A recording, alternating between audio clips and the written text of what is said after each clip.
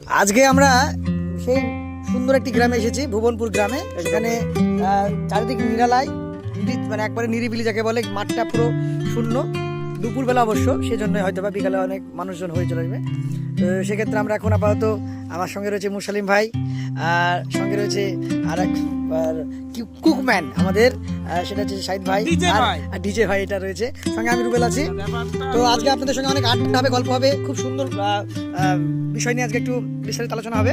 তো আজকের এই জায়গাটা মুসালিম ভাই এসে বাড়ি থেকে এই যাত্রা পর্যন্ত কোনো অসুবিধা, কোনো প্রবলেম ছিল? অসুবিধা নেই, খুব ভালো জায়গা, খুব রাস্তাঘাট ভালো, আচ্ছা, পরিবেশটা খুব ভালো। আচ্ছা আচ্ছা, আমার খুব ভালো লেগেছে। আচ্ছা আচ্ছা, খুব সুন্দর, ধন্যবাদ। আর শাহিদ ভাইকে বলি যে আজ আসার সময় অনেক বাধার সম্মুখীন, রাস্তা ভুলে গেছিলেন, আপনি অনেকটা ভুল করে গেছিলেন, সেই দিক থেকে আপনার আসতে কেমন লাগলো? আমি তো ভুল করিনি, আমি তো এসেছি ঠিকঠাক। আপনারা ভুল রাস্তা ঢুকলেন, করলে উঠে গেল। তো ব্যাপারটা কিছু না, বাধা একটাই হচ্ছে, এই যে মাঘ মাস চলছে, মাঘ মাস পড়েছে, তো মাঘ মাসে ফাল্গুন মাস পড়ছে, ফাল্গুন মাস পড়েছে, মেবি মাঘ মাস পারে ফাল্গুন মাস পড়েছে।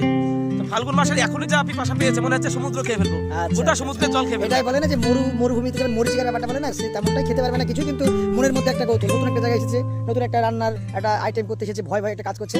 তো যাই হোক, সব মিলিয়ে খুব সুন্দর একটি আজকে রান্নার কাজ চলবে। সঙ্গে আমি রয়েছি, সবাই আমি রুবেল, ডিজে ভাই, ডিজে ভাই।